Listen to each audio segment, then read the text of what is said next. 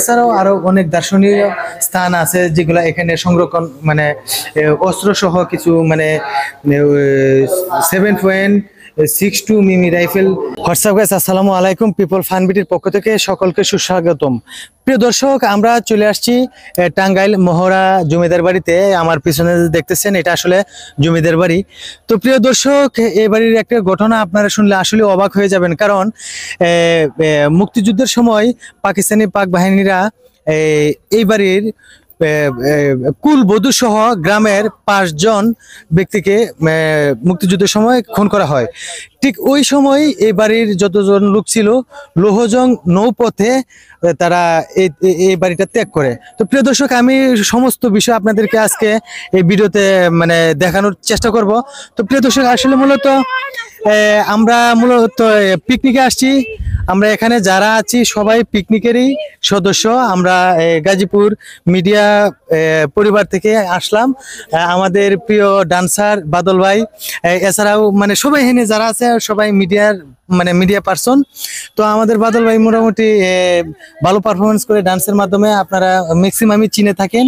তো এছাড়াও আমার সাথে যারা আছে মোটামুটি কম বেশি, আমি ওইভাবে সরাসরি একজন করে আমি পরিচয় দিতে পারতেছি না, এই কারণেই আমাদের সময় খুবই কম, যার কারণে আমি সবাইকে মানে এখানে পরিচয়টা করাতে পারতেছি না।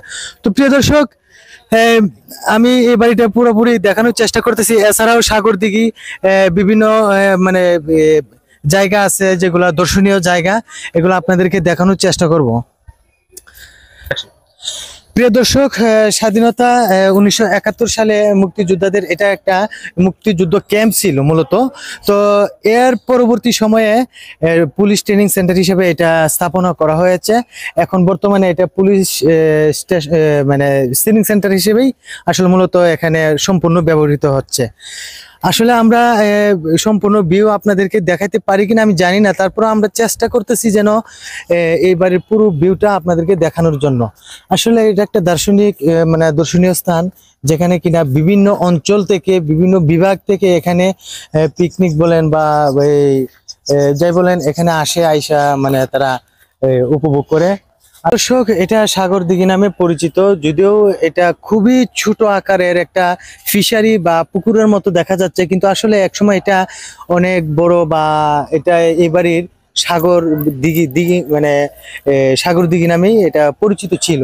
তো প্রিয় দর্শক, এছাড়াও আমরা আরো কিছু দার্শনিক স্থান আছে, দর্শনীয় স্থান, যেগুলা আমরা আপনাদেরকে দেখানোর চেষ্টা করতেছি। তো আসলে এটা সম্পূর্ণই সরকারি আওতায় মানে রক্ষণাবেক্ষণ হচ্ছে।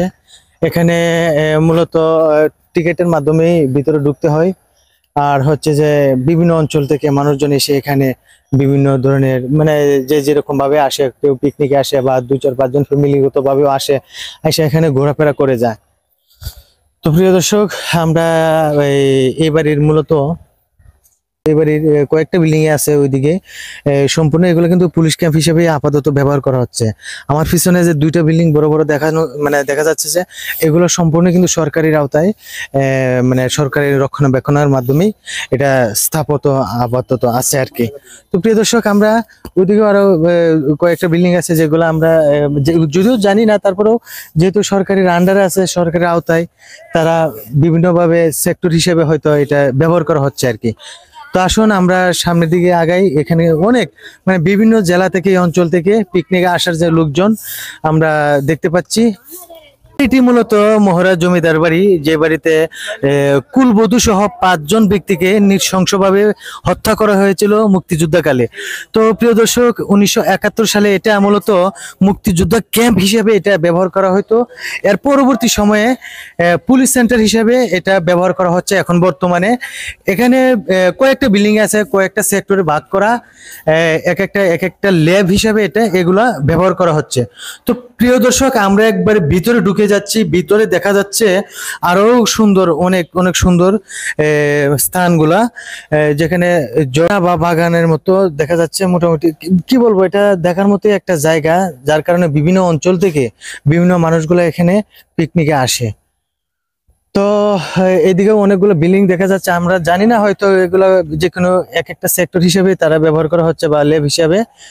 তো যারা যারা আসেন নাই, তারা না দেখলেও মানে বুঝতে পারবেন না যে কতটুকু সুন্দর। তো প্রিয় দর্শক, আমরা চেষ্টা করতেছি মানে অল্প অল্প করে সমস্তটা বাড়ি আপনাদেরকে দেখানোর জন্য। এই যে দেখা যাচ্ছে আমার সামনে অনেক সুন্দর একটা বাড়ি। এগুলো সম্পূর্ণ কিন্তু জমিদার বাড়ির আওতায় বা জমিদারের বাড়ি ছিল এক সময় আর কি।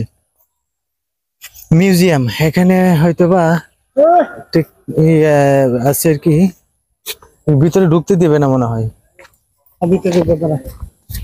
তো প্রিয় দর্শক, আমি এখন যে বাড়িটিতে অবস্থান করতেছি এটাও কিন্তু জমিদার বাড়ির একটা অংশ, কিন্তু এটা হলো মিউজিয়াম।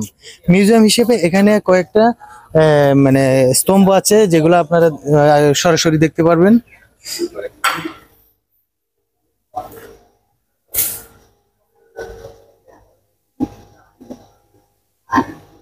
তো প্রিয় দর্শক, এই যে পোশাক সহজে আপনারা দেখতে পাচ্ছেন আসলে মূলত ব্রিটিশ আমলে যে সিপাহী সালাত ছিল ঠিক ওই রকমই কিন্তু আসলে মূলত। তারপরও আমরা ওনাদের যে ডেজিগনেশন সেটা আমরা কিন্তু বলতে পারছি না, কারণ ডেজিগনেশন এখানে উল্লেখ নাই, যার কারণে আমি ডেজিগনেশনটা বলতে পারতেছি না।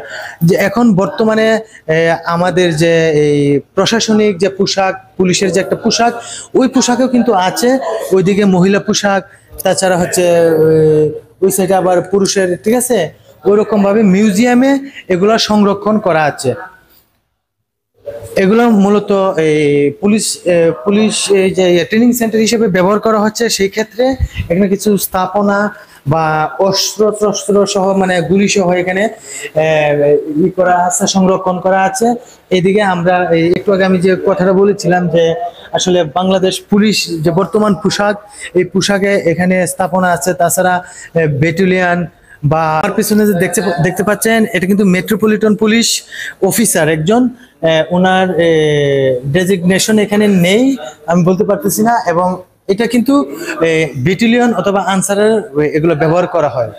তো আমি নির্দিষ্ট বলতে পারতেছি না, তারপরেও আমি একটা মানে আইডিয়া থেকে বললাম আর কি। তো প্রিয় দর্শক, এছাড়াও আরো অনেক দার্শনিক স্থান আছে যেগুলো এখানে সংরক্ষণ মানে অস্ত্র সহ কিছু মানে 7.62 মিমি রাইফেল জি মানে এটা লোকে মানে নাম্বার বলা হয়, গাইড নাম্বার। হ্যাঁ, যে এগুলা একসময় ব্যবহার করা হইতো, যে জমিদার বাড়িতে যেগুলা ব্যবহার করা হইতো বা বর্তমানে যেগুলো ব্যবহার হচ্ছে, এগুলার কিছু মানে সংরক্ষণ করা আছে যেগুলো আমরা আপনাদেরকে দেখাতে পাচ্ছি।